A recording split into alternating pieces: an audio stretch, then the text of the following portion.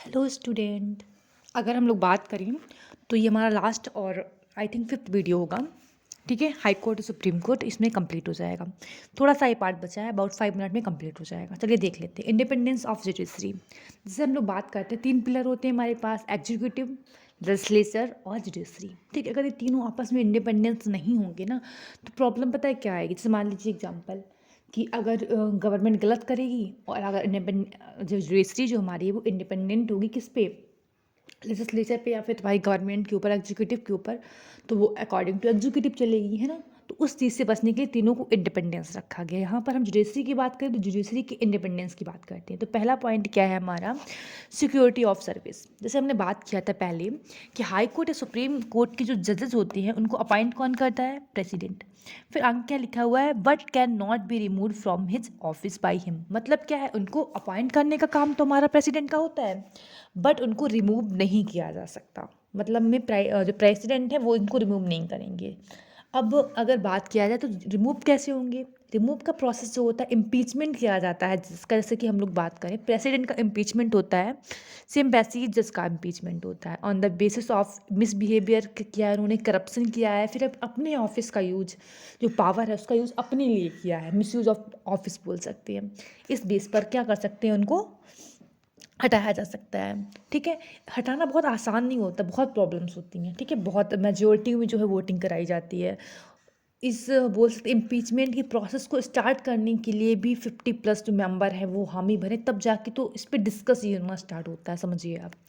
ये चीज़ है। उसके बाद अगर हम बात करें सिक्योरिटी ऑफ पे अलाउंस, अगर बात करें हम लोग जो सैलरीज वगैरह होती है ना, तो वो हमारी कंसोलिडेट फंड ऑफ इंडिया से चार्ज होती है, अगर जो हमारी जज है उनकी। ठीक है, बात किया जाए कि जैसे मान लीजिए एग्जांपल कि अगर जैसे कि अगर एक हाई मतलब में एक जज है, एक जज जी हैं जो, वो उनकी सैलरी जो है उनके ऑफिस को लेने से पहले तो आप जो है वो कर सकते हैं। अब ऐसा नहीं कि आज ने आपने 2 लाख की और उसके बाद आपको केस लेके गए जिसके पास कि भाई मेरे फेवर में सुना दो, गवर्नमेंट की बात कर रही हूँ, और उन्होंने नहीं सुनाया, तो ये नहीं बोल सकते कि भैया हम तुम्हारी सैलरी उठा के ना 1 लाख कर देंगे, ऐसा नहीं। एक बार जो ऑफिस में आ गए उसके बाद आप उनकी सैलरी को कम नहीं कर सकते, ये पॉइंट होता है, समझे। अब अगर बात किया है, सिर्फ एक केस में उनकी सैलरी कम होगी, जबकि हमारी कंट्री के अंदर फाइनेंशियल इमरजेंसी लगेगी। जैसे हम लोग बात करें कोविड-19 हमारे यहाँ आया, कोविड-19 की बात करें, है ना, सबकी सैलरी जो है वो कट डाउन हुई थी, बट हमारे जजेस की सैलरी तब भी कट डाउन नहीं हुई थी। क्यों? क्योंकि कंसोलिडेट फंड्स इंडिया से आता है और ये लिखा हुआ है कि इनकी सैलरी विदाउट फाइनेंशियल इमरजेंसी की कट नहीं हो सकती। नेक्स्ट अगर पॉइंट बात करें हम लोग, नो डिस्कशन इन लेजिस्लेचर। देखिए होता क्या है, कोई भी उन्होंने जजमेंट सुनाया, कैसा किस तरीके से सुना रहे, क्या सोच के सुना रहे, इस चीज़ पर कोई भी जजमेंट, उनका कंडक्ट क्या है, कोई भी बात डिस्कशन नहीं होगा लेजिस्लेचर में। ये नहीं बैठ के आप उनका चुगली कर रहे हैं, ऐसा नहीं कर सकते। ठीक है ना। ओनली जब इम्पीचमेंट होगा, क्योंकि इम्पीचमेंट में एक्चुअली होता क्या है, सबसे पूछा जाएगा ना कि ये पॉइंट जो उठा है कि हाँ गलत है, जो भी चीज़ें हैं वो सही है कि नहीं है, तब उस टाइम आपको उसके कंडक्ट के बारे में बात करनी होगी, है ना। तो उस टाइम ही आप ये कर सकते हैं, उसके अलावा आप उनकी कंडक्ट के बारे में कोई भी डिस्कशन नहीं होगा।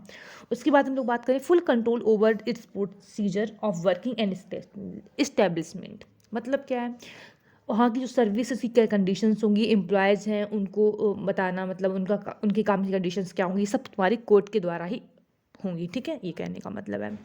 उसके बाद रिटायरमेंट होने के बाद कहीं और दूसरे ऑफिस में प्रैक्टिस नहीं कर सकते। ये ऐसा क्यों है? जैसे मान लीजिए एग्जांपल, हमारी ये सुप्रीम कोर्ट के एक जज हैं, अब इनको पता है ये 65 तक तुम्हारे रहेंगे। ठीक है, अब प्रॉब्लम क्या है, मान लीजिए एग्जांपल एक मेंबर आया, एक कंपनी का ओनर, उसने कहा एक काम करो, हम आपको आपकी 65 के बाद जॉब देंगे, आप मेरा ये काम, ये वाली जो केस है उसमें मेरे फेवर में सुना दो। तो हो सकता है सुप्रीम कोर्ट के जो जज है उनके दिमाग में लालच आ जाए, है ना। तो इस केस से बचने के लिए ये बोला गया कि रिटायरमेंट के बाद आपको कोई भी जॉब आप नहीं कर सकते।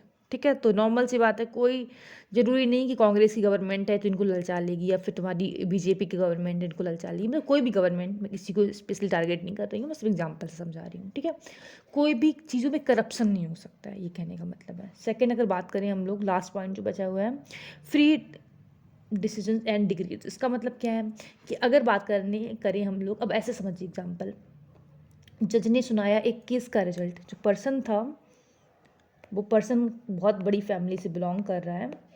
ठीक है, और इसको इन्होंने सुना दी डेथ सेंटेंस, कैपिटल पनिशमेंट। ठीक है, अब ऐसा नहीं है इसके घर वाले पहुँचेंगे और जज को ही मार दें। ठीक है, ये पॉसिबल नहीं है। अगर ऐसा होता है तो वो गवर्नमेंट को बहुत ज़्यादा क्रिटिसाइज़ किया जाता है। क्यों? क्योंकि भाई ये हमारी जो स्टेट है उसकी रिस्पॉन्सिबिलिटी है, उसकी सेफ्टी हर हाल में होनी चाहिए। जज है उनकी सेफ्टी हर हाल में होनी चाहिए। अगर इतना डर जज को ही रहेगा तो फिर कैसे वो सही से रिजल्ट सुना पाएगा? समझ रहे हैं आप? तो इसके लिए ये सेफ्टी का जो काम है पूरा किसी भी इसमें कौन करेगा? हमारे जो भी हमारे बोल सकते हैं वो क्या करेंगे? इनकी सेफ्टी का काम करेंगे। तो यहाँ पर हमारा जो चैप्टर है वो कंप्लीट होता है ये वाला। उसके बाद हम लोग स्टार्ट करेंगे सबऑर्डिनेट कोड। ठीक है, सबऑर्डिनेट कोड में आई थिंक थोड़ा सा है, तो बस इतना ही है ना, एक पेज ही अबाउट इतना है बस, एक पेज डेढ़ है ना। तो देखूंगी 1 या 2 वीडियो में इसको भी कंप्लीट करके ख़त्म कर दूंगी। ठीक है, चलिए थैंक यू सो मच, और चैनल को सब्सक्राइब कर दीजिए और रेगुलर देखते रहिए भैया। ठीक है ना, अगर आप लोग अच्छे से देखते रहेंगे तो मुझे भी मोटिवेशन मिलेगा, मैं रेगुलर अपलोड करती रहूँगी। नहीं करेंगे तो फिर मेरा भी मन लगेगा चलो ठीक है हो गया, कोई इशू नहीं है। इस टाइप की चीज़ें हैं ना, तो आप लोग थोड़ा सा आराम से चलिए। Thank you so much.